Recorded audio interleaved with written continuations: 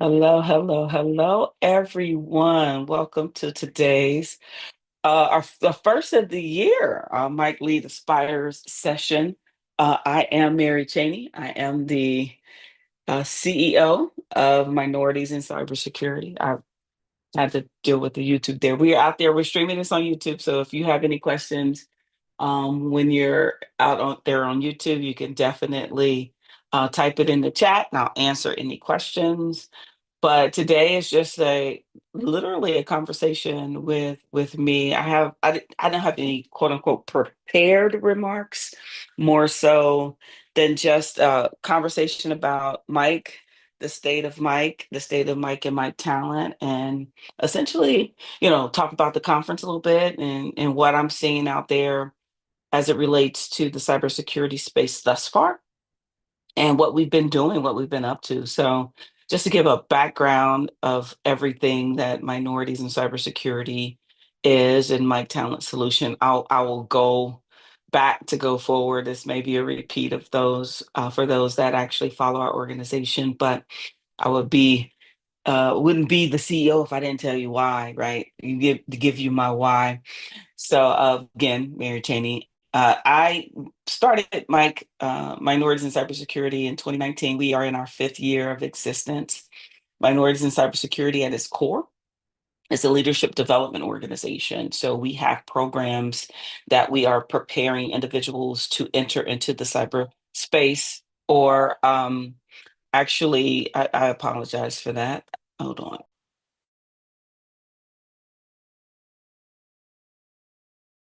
I don't even know if you guys heard that, but I have a house phone. And of course, when I get the phone hasn't rang all day. And then when I get on here and I'm recording live, it rings, but it's okay. I go with I do all my own stunts. So there's no edit since we're live. But in any event, started Minorities in Cybersecurity in 2019 as a leadership development organization. All of our programs on the nonprofit side are non-technical, and as much as we try to prepare individuals to be in the cybersecurity space. So leadership development, what they call soft skills, what I call survival skills, corporate survival skills.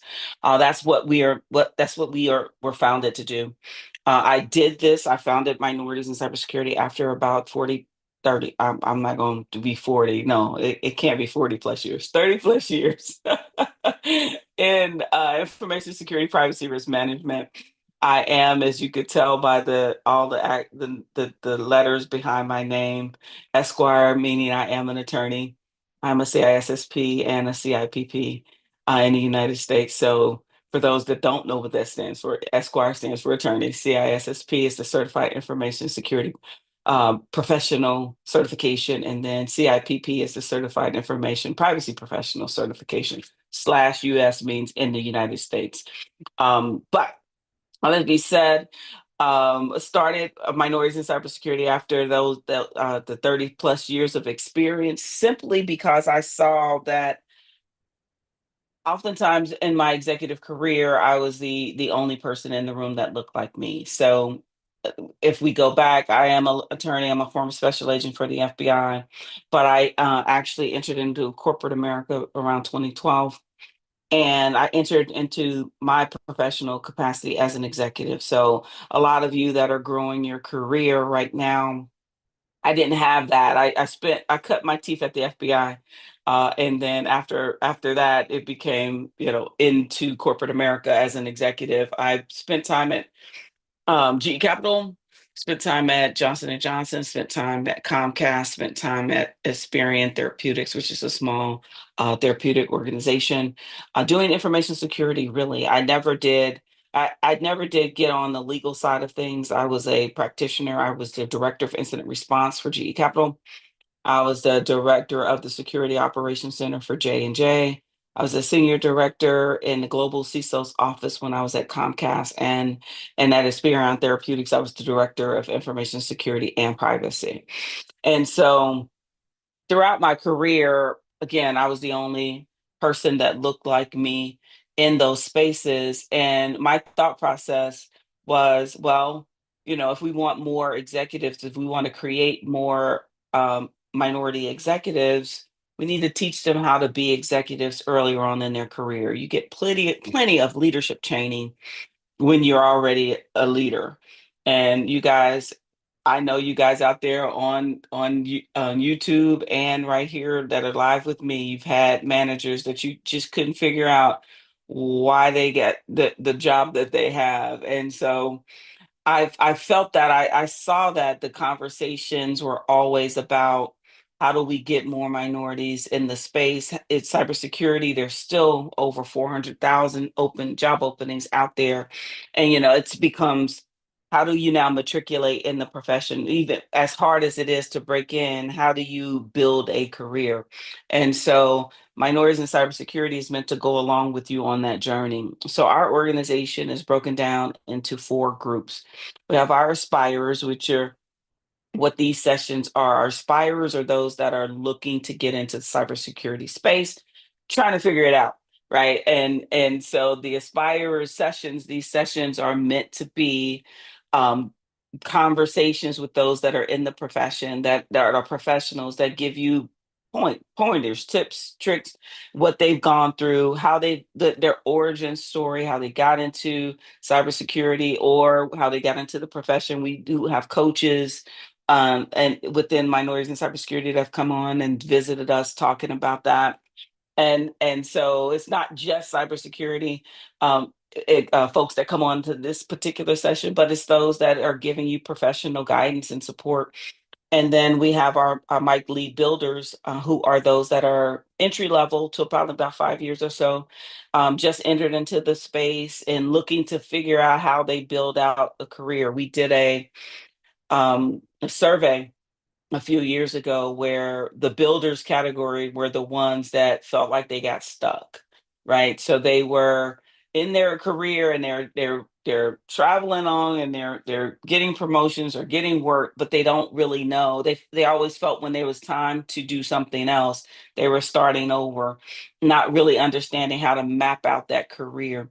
And so the builders are that group of folks. And for the builders, we have Mike Lead Builders course, which is a 5-month course.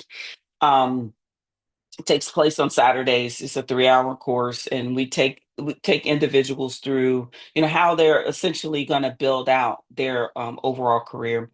And then we have our Mike Leap communicators, or I'm sorry, our communicators group, which are those that are 5+ years looking to move into people leadership, not knowing how to do that. So that course, the Mike Lead Communicators course, is a 6-month course. It happens on every other Saturday. So every Saturday from, let's say, January the 4th to probably November 15th, we're running some sort of course. But that course is meant to teach you how to manage up and across, how to manage people, how to deal with conflict resolution, and things of that nature, even how to build out your program, right? Because once you move to people leadership, it's not about you anymore at all. It's about how you motivate others to get the mission accomplished, and then how you set that mission out is how you set that program up is important, right? And those, that's what those courses are. Then we have our Mike directors group, and those are that have reached the director level, looking to get to the C level, ultimately to boards of directors. So that particular course has been developed, but it hasn't launched yet, mainly because funding and things like that. And we want to make sure we give everybody what they need. And we're spending a lot of time with younger professionals and getting them to get to that level. So by the time they reach the director level, they should have a solid tools in their toolkit to be successful. So that's minority and cybersecurity. We also have a coaching program, a mentorship program. Mentorship are for those that are members. Our coaches is discounted, but it's for members. So if you're a paid member of Minorities in Cybersecurity, you get access to certain things that we have available. Um, and and then we have the Minorities in Cybersecurity Annual Conference. I will be remiss if I didn't mention that. It's coming up in March 23rd to 27th of 2025. Hope to see you there. It's a lot of fun. Limited tickets. We usually limit tickets to under 200. It's probably about 150 people, solid people, but we have a good time. It's networking in person. There's no virtual component to it at all, and that's purposeful because I think we need to learn as individuals how to build relationships. That's one of the things that um, we don't necessarily do well as individuals from underrepresented groups.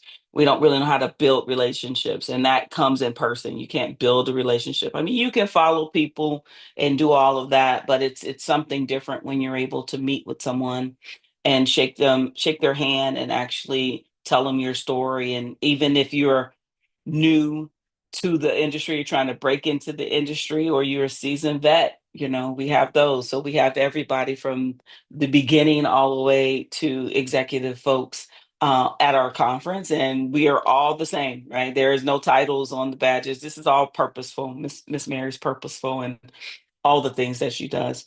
But it's just like I said, it's a really good time. It's meant to be a relaxing environment. The topics, you can go out there on our website and look at the conference topics, but they're more leadership development um, type of conversations more than they are technical. I feel like there are a lot of technical conferences out there, capture the flag events and all those things, and you can get there elsewhere. When you're coming to minorities in cybersecurity, you're coming for professional development, right? And in teaching those interpersonal type of skills. And then let's see, back and so that's minorities in cybersecurity. So let's see, back in 2022. Yeah, I think it's been 2 years, right? Yeah. I founded My Talent Solutions, which is our for-profit subsidiary. My thought process was if we're training folks to be leaders in the space, then we should be able to find them job opportunities in the space. And so that's what we do on My Talent Solutions. We are a non-traditional recruitment and placement firm in as much as we are training those individuals that we've worked with. So we work with the individual, we invest in folks as far as the Mike Lead development courses, leadership development courses. We invest in folks with the apprenticeship program, which I'll get to in a second. So we work with the folks that we've actually trained and developed to try to help them find job opportunities. And that's what we do on the Mike Talent side. Within the Mike Talent side, we also have the Mike Talent Registered Apprenticeship Program, which usually when I get a lot of people that attend these calls, this is what they want to hear most about. Because applications are only open twice a year, in January and July. Applications are closed right now. So you won't be able to apply until July if you are out there looking to apply for the program. It's a Department of Labor certified registered apprenticeship program. We only take 100 students a year. We take a cohort in March and we take a cohort in September, 50 students um, per cohort. A lot of the individuals that are going to be in the March cohort applied last July. And so, therefore, there were only about 11 slots left, I believe, in the March cohort. So, if you have applied for the apprenticeship program, let me ground your expectations. You have applied for the September cohort more than likely, unless you were one of the top 10, 11 folks that applied.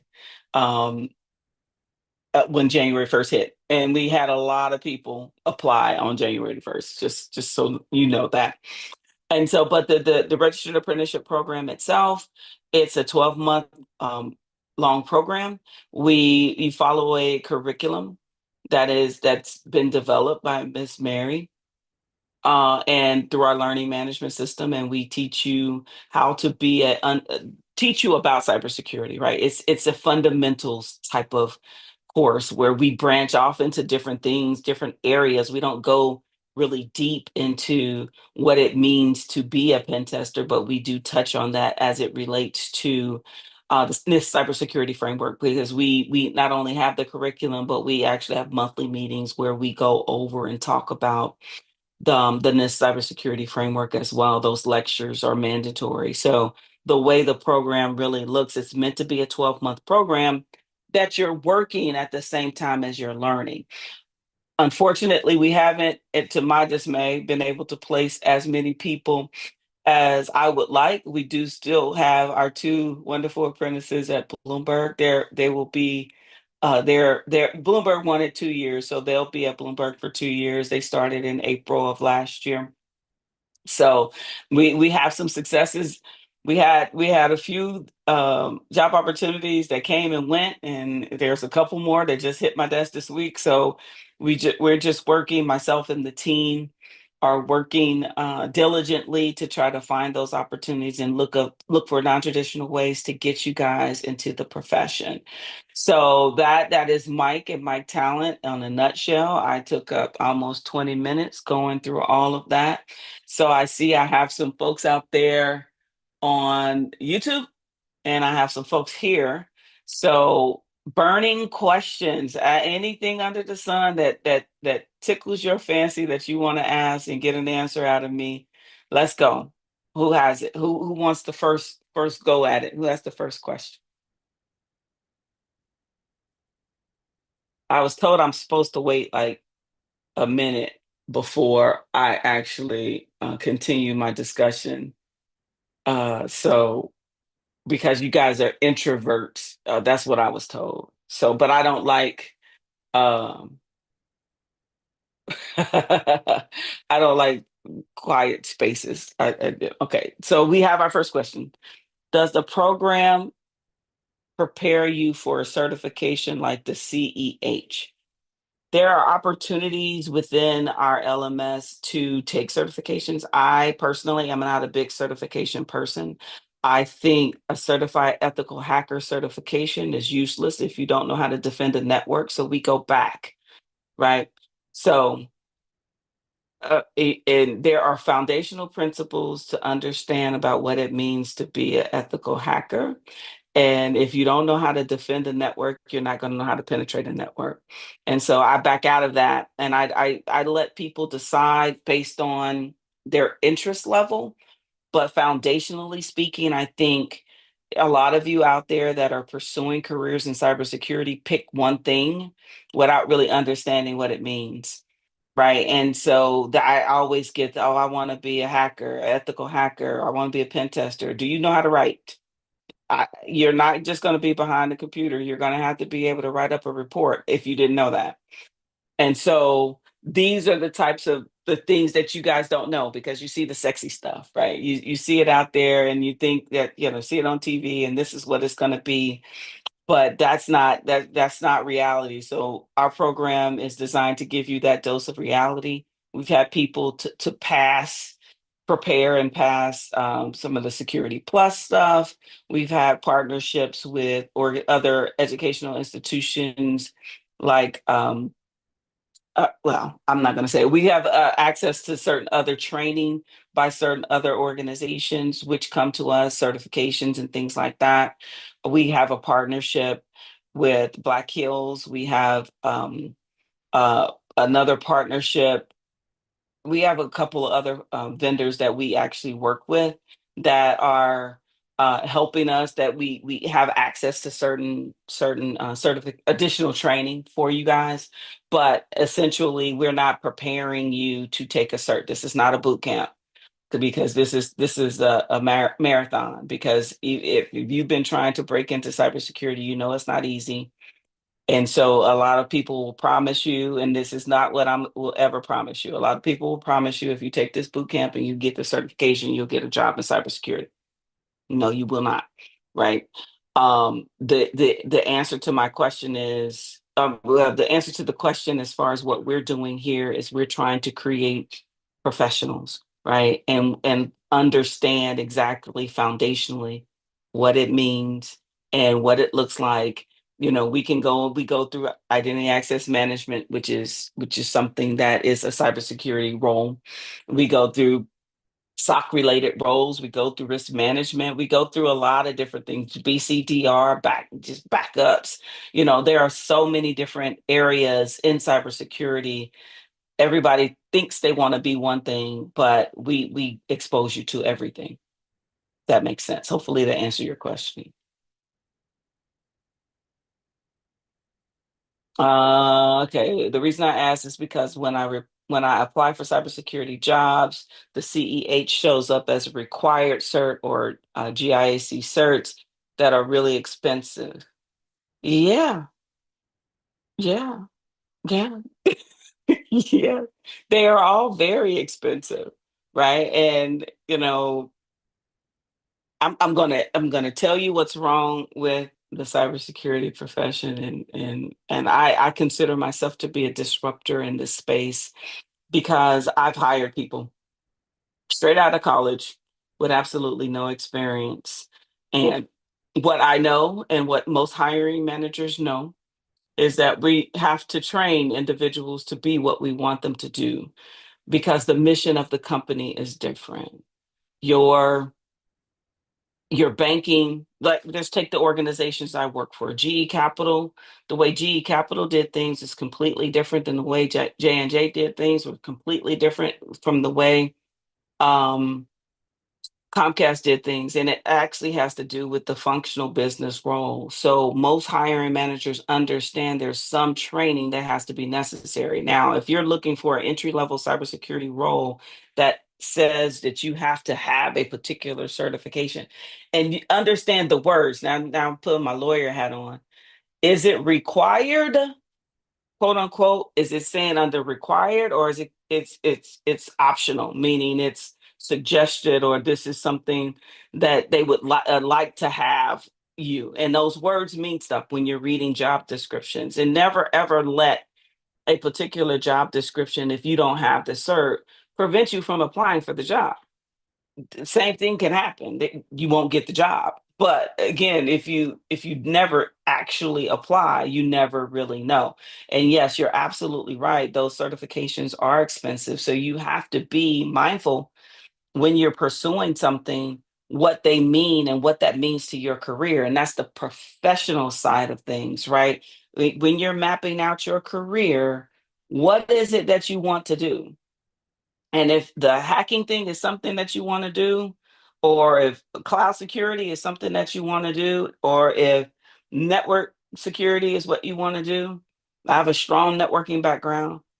Um, you have to figure out, okay, what is the best entry point for those opportunities?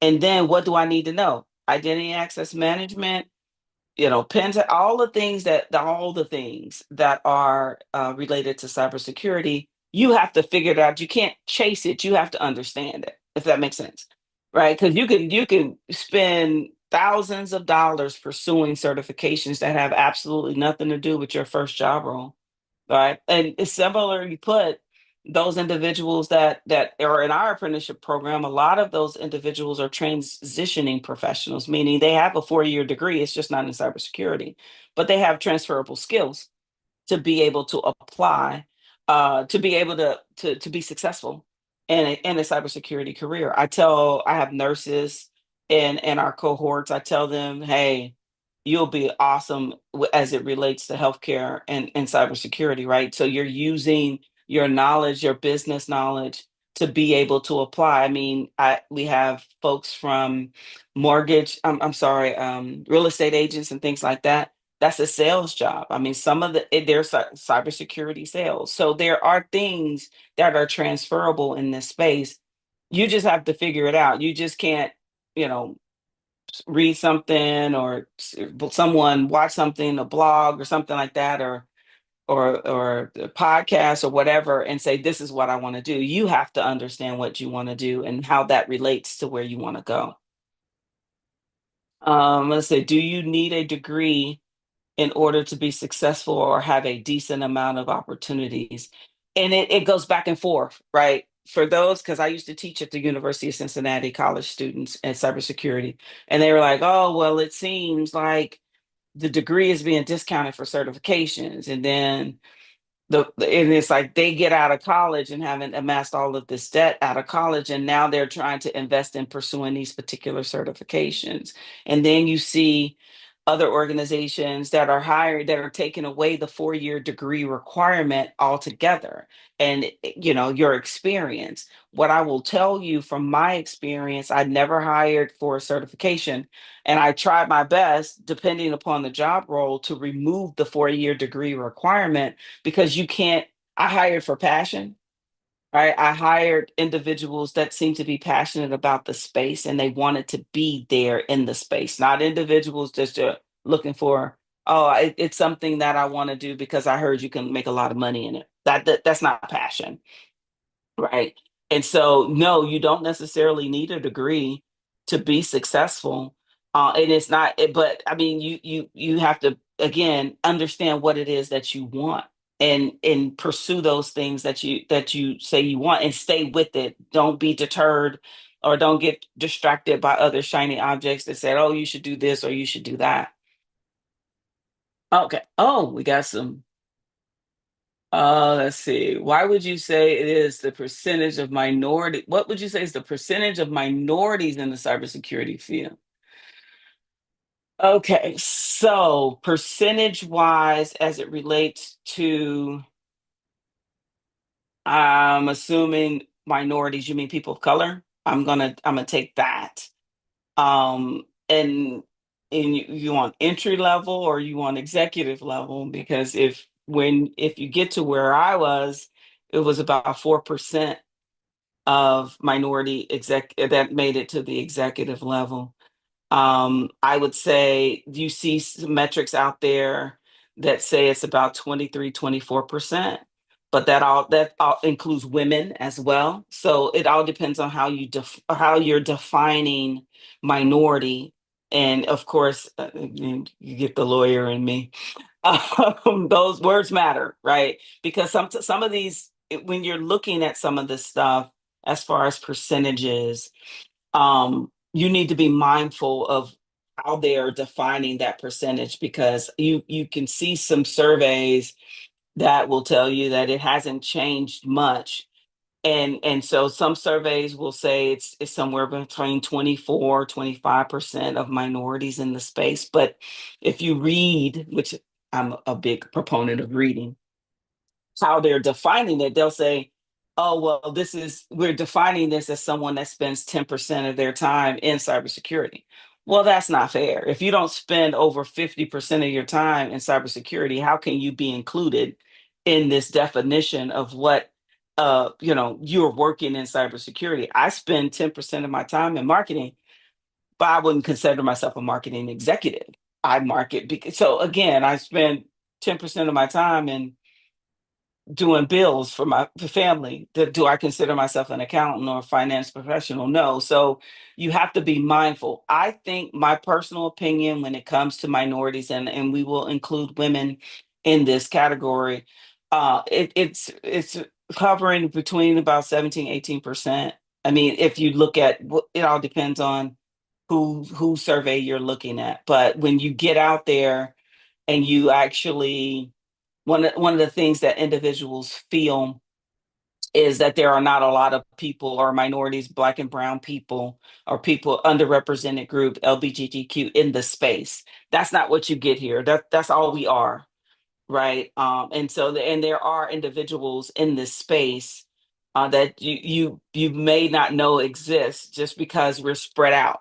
Right. And so when we do come together, like for the conference in March, when we do come together, you're able to see that there are individuals that are out there doing the hard work. Let's see. Uh, Thanks for answering the previous question. One more question. In the 12-month program, would we have a lab environment to practice skills? For example, where we can learn how to perform privilege escalations, how to analyze attack patterns, etc. What's going on in the apprenticeship program will remain until one gets into the apprenticeship program. I don't give a lot of information out about specifics of what individuals are going through. Do you have labs? Absolutely. But it's proprietary for a reason. Our program is proprietary for a reason. So when you get in, if you get in, then you'll learn more on day one during orientation. So not answering that particular question. Anybody else? And I'll explain that to you. I explain that to you. It's called intellectual property. So yeah, we'll leave it at that. I don't have anybody else. No questions out there. Somebody said thanks. So what do we got there on YouTube? Still watching, enjoying. Let's see, new favorite station. I'm getting a lot of stuff here. Let's see. I don't know if that's mine or, I don't know what's going on here with my YouTube. Let me go back. Okay, there we go. There we go. There we go. We're there back. Any more questions? Raise your hand, put it in the chat. You know I don't like silences, silent pauses. Anything more about the application process? Or anybody out there applied and or had an interview, waiting for an interview? That's who I usually get. I will answer some questions, just not specifics about the curriculum. I have one about security clearances of the requirements I see in cybersecurity jobs. You must be in the DC, Maryland, Virginia area, right? NPA. Yeah. Okay. Well, you have individual entities that are governmental agencies or quasi governmental agencies that require security clearances. What's the question?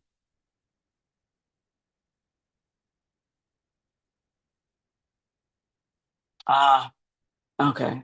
You just got rejected. Okay, so this is what I honestly haven't spent any time digging into this. I do have individuals in the community, and we are having a um USA jobs demonstration. When I went into the FBI, I did not have to pay for my background investigation. When I applied, they conducted their own, and I was granted a security clearance. And I've been told over the years that they're requiring individuals to go out to get their own security clearance, which I really honestly don't understand. Um, I I don't get it, but the ones that require you and then again that's a cost associated with having someone conduct try to apply for a security clearance, and I think there's a backlog and everything like that, and I don't know with all the changes that are going on with the change in administration whether or not that is going to be freed up or it's going to be impacted to where it's just gonna even take longer.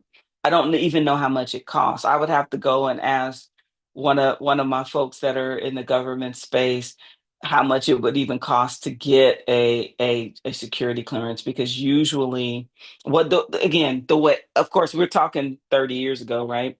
Um, it was more so you apply for the job and they actually conducted the own background investigation for you to get a security clearance. And so, yeah, if you I think one of the things that you may or may not know, if you worked for an organization that you had a security clearance before and you no longer work to that organization, I believe that security clearance actually still stays for 3 years after, 2 or 3 years after you've left that employer, that security clearance is still valid.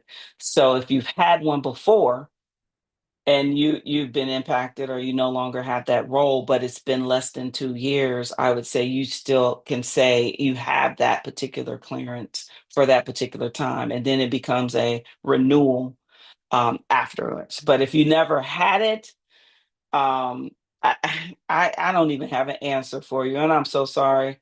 I just don't even have an answer for you as to why that requirement exists. But you're not telling me something that is new to me. It's something that people have said to me before, um, that they're being required to have a security clearance for certain roles. I don't understand why they wouldn't sponsor that, but Let's see. Someone's asking me, do I have any cybersecurity podcasts that I would recommend? I'm not a big podcaster. I'm extremely busy. I run two companies. I don't have a lot of free time. So no, I can't say that's something that, the group maybe out there that's on the call or out there on YouTube can give you some advice on what's a good particular podcast. I don't I'm busy. So I'm sorry. I don't That's not something that I do. Um Getting in help desk was great because my employee then paid for my certs. Yeah, that I wanted. Okay. Okay, and there's some folks that are talking about podcasts that are out there on the YouTube channel. And so hopefully you can who is that? I don't know the name and I don't want to do your alias, but hopefully you can get some details from that. But what was I saying? Yeah. Also, in regards to different roles, this person was talking about the help desk role that they received and the employer paid for certs. That's another IT help desk is an option, right? It's still not easy, right? And those with a customer service background will be just as good as IT help desk. And what a cybersecurity analyst is a security IT help desk, right? It's a security view on help desk. So communication skills come into play there. Customer service, being customer service focused, comes into those types of roles and things like that. So let's see.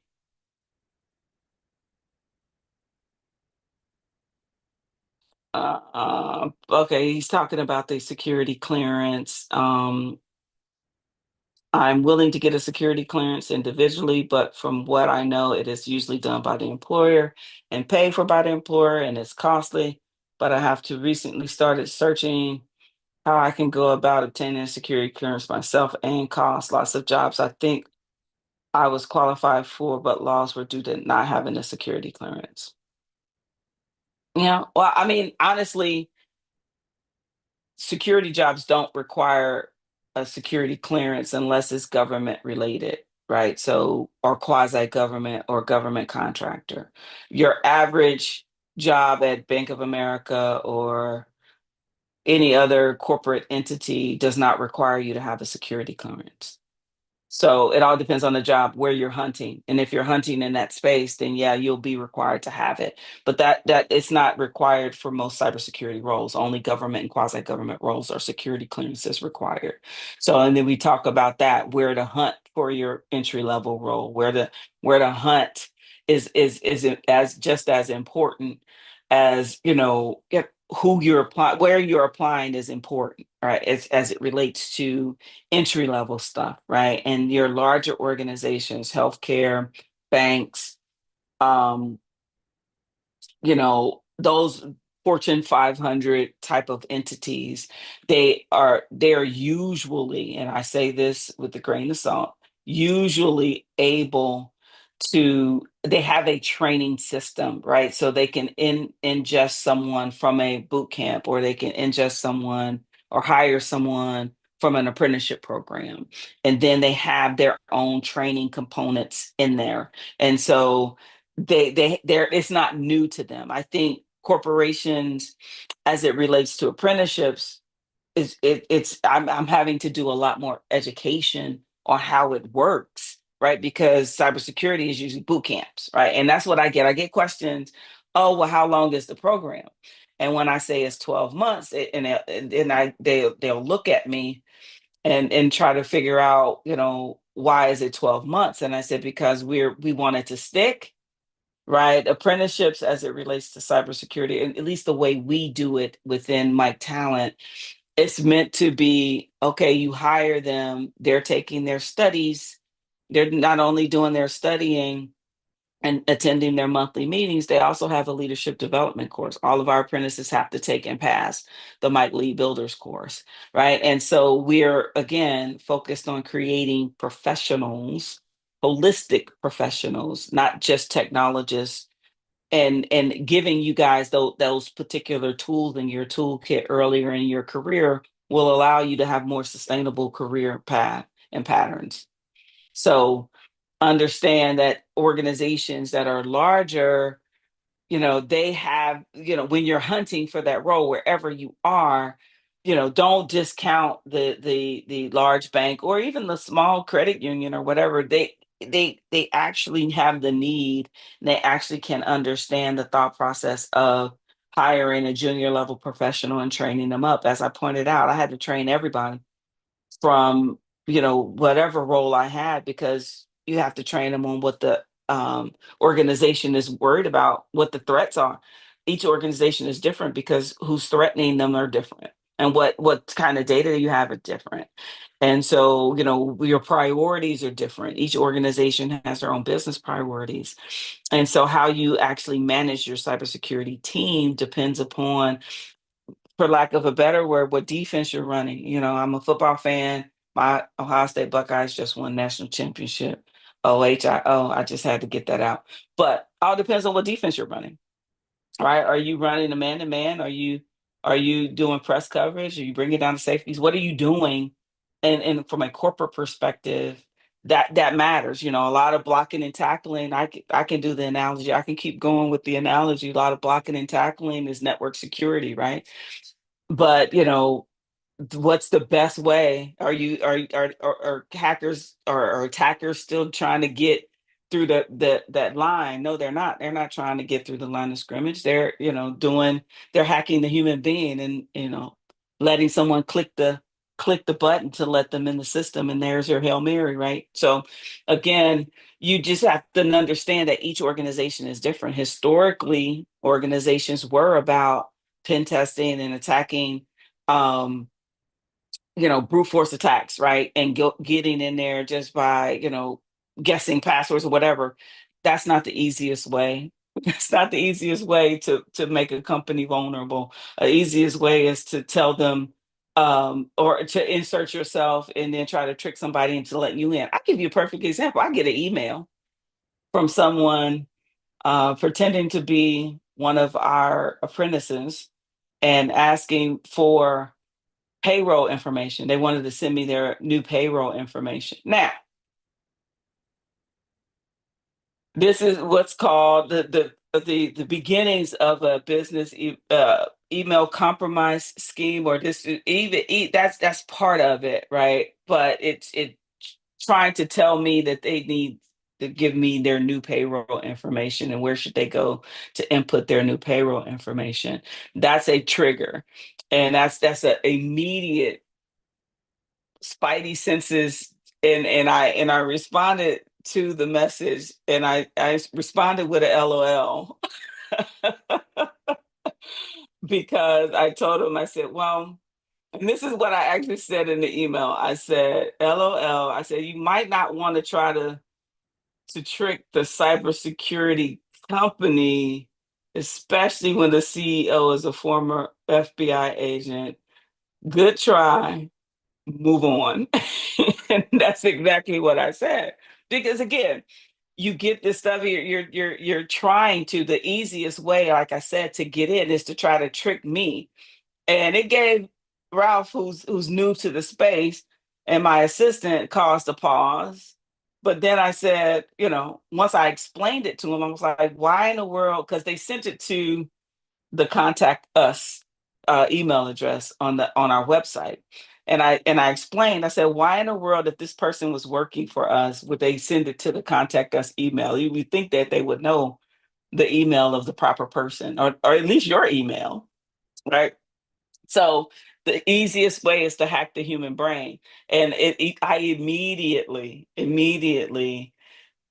discard a lot of those things. But that's what's happening. That's the thing. You get a text message, right? You get the smishing, right? People are trying to trick you into giving information because they think you're not paying attention.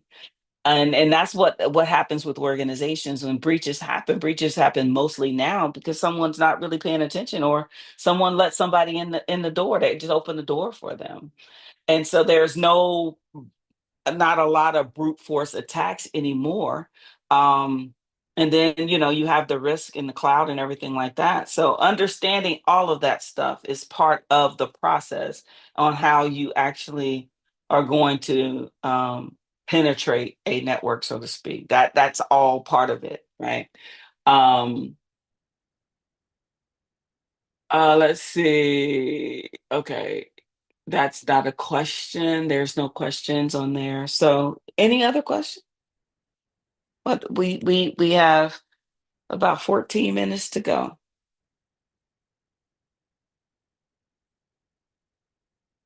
Well, what if someone finds a cybersecurity job in the middle of the program? Are they required to continue with the program? It all depends.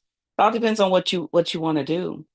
Right there, I've had individuals, and I have individuals that have received jobs, but still continue the training only because they want to be able to make sure that they actually are prepared for the role.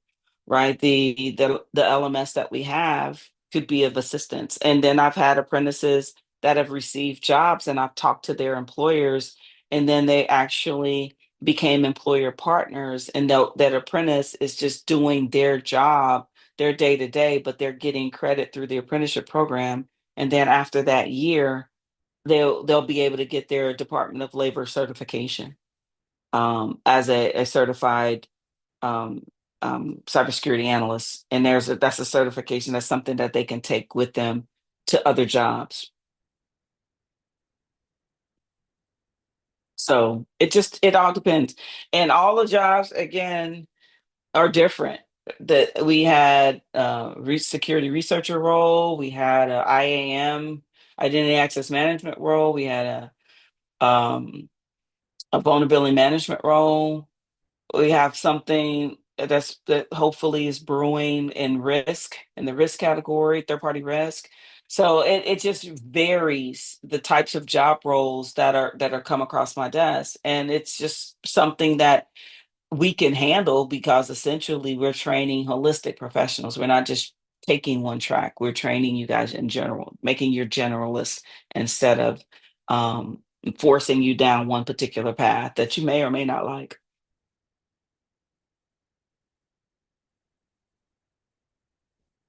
Questions? I got some folks. I got 7 people out there on the YouTube channel. I got about 10 people in here. No more questions.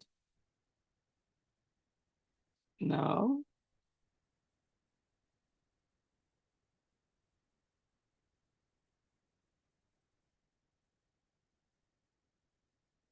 So why are you here if you don't have any questions? It was, conversation with the CEO.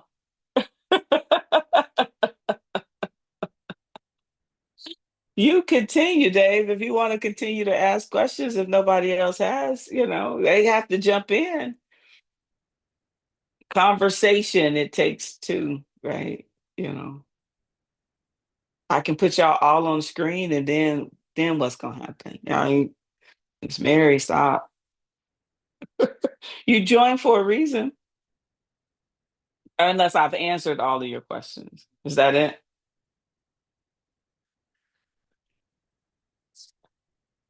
Go ahead, Dave. What's another question you have?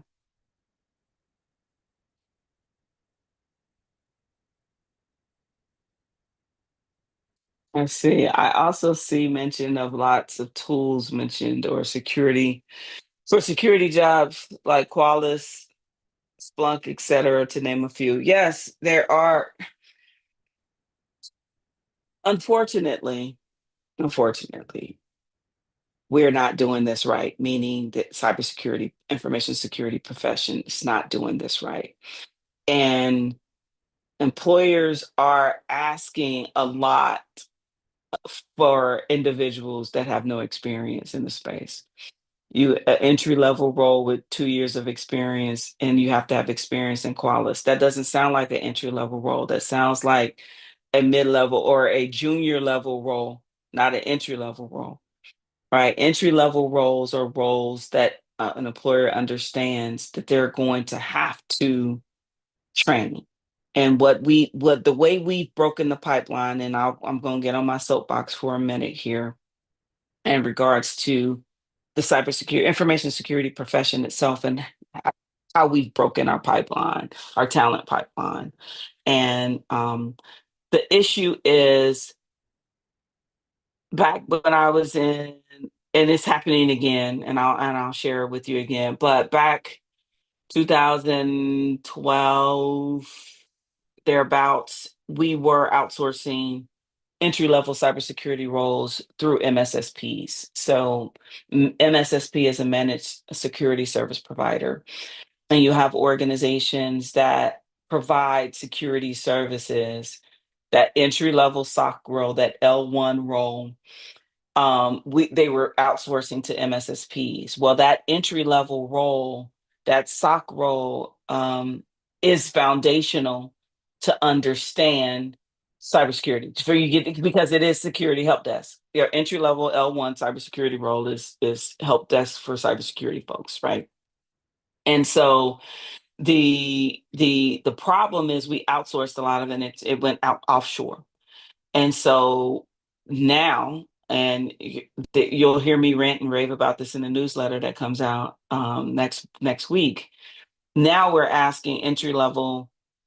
We're saying it's an entry level cybersecurity role, but it's really not. You're looking for someone with experience, and so when we take all the jobs and we move them out of the United States and outsource the very first job in cybersecurity someone can have, and then now we have a problem because you're asking individuals to know stuff that they couldn't know because they can't get a job. But MSSPs is a way to go. To work at a MSSP could be helpful, or outsource SOC could be helpful because organizations are doing that. But that's the challenge that organizations now have because they put out a job description and say, "Oh, you want 2, 3 years of experience. We want you to have experience with Qualys." Well, that or Splunk, or even some ticketing system or whatever. That's the entry level role that it took offshore. Right. And so that's the problem. That's where the pipe is broken. That's where the pipeline is broken because these roles are not being filled because we haven't invested in that very first role, right? That very first role, that entry level role, rarely, if ever, exists anymore. And so now, 2 years later, you need someone, and you're pricing it as an entry level role. But if they have 2 years of experience, that's not an entry level role. And so those are the types of things that, you see job description. You guys are spinning your wheels trying to understand, why do I have to do this, or why that doesn't make any sense. And I need a security clearance, plus I need a CEH cert, plus I need all of this other stuff just to even get an interview. You're not even going to get the job because I will also tell you that your resume will get you the interview, but it's your non-technical skills and your ability to to relate that's going to get you the job. So those soft skills, the ability to articulate how you are, how you would be as an employee in the environment. And so all of these things, they got you guys spinning your wheels, which is, like I said, which is why I found it my talent to begin with, because I am able, because like I said, I've spent 30 plus years in the space, to communicate effectively with organizations and leaders in organizations to say, you guys know this is okay. I can't say that particular word, what I was going to say, but you guys know this is not fair. There we go. I found some words. This is not fair for junior level professionals. We still got 400 some thousand jobs. This is the national security issue. Something has to change. You're going to have to take a chance. We have to fix it ourselves, or we will continue to be vulnerable as a country. Right? The wars in the cyberspace, and we're losing every single day. We're losing because we fail to invest in the people that need to look at all of the little blinky lights that are going on, in our security operations center. So I mean, being able to articulate, what you're doing, and having those resilience, right? This is not going to be easy if you're just starting this process. I know they make it sound easy. They make it the boot camps and the YouTubers and the podcasters, they make it seem easy, but it's not, right? And we need to fix, meaning cybersecurity professionals, information security professionals need to fix it ourselves if we want to make any type of significant steps towards securing our nation.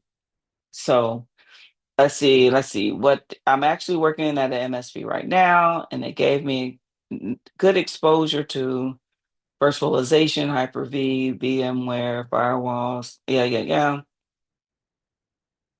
But still waiting to land the first cybersecurity role. Well, it's just a matter of way you articulate it and what you're looking for, right? Again, you have to be specific. You have to be searching for those things. If you're working for a managed service provider on the IT side, that's again help desk, and that's an entry level point. So it's like, where are you looking in PA? What organizations are you looking for to try to make that transition into cybersecurity? How are you articulating it on your resume? How are you, where are you hunting? Which organizations are you hunting? Where are you hunting, right? And how does that relate to what you're doing, right? We have to take some responsibility for what we're looking for, because the job itself, you should be interviewing them too, right? It has to be a good fit for you. Let's see. I do have another. Any predictions on what impact the new administration might have on the cybersecurity landscapes for new professionals?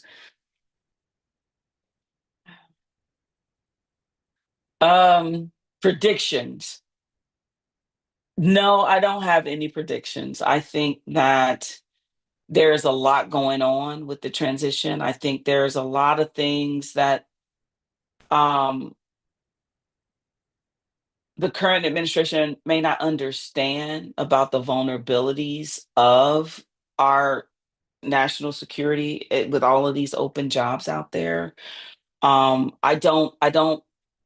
And as far as new professionals go, I'm just, all I can say is I will continue to do what we do, right? Me and my team, my merry band of 28 professionals that are holding this up, will continue to do what we do, because at the end of the day, the jobs are still open, right? There's still a pipeline issue. There's still an inability to fill roles and to invest and train up individuals in this space, and it has to give, or we're just going to continue to get attacked and continue to fall behind globally.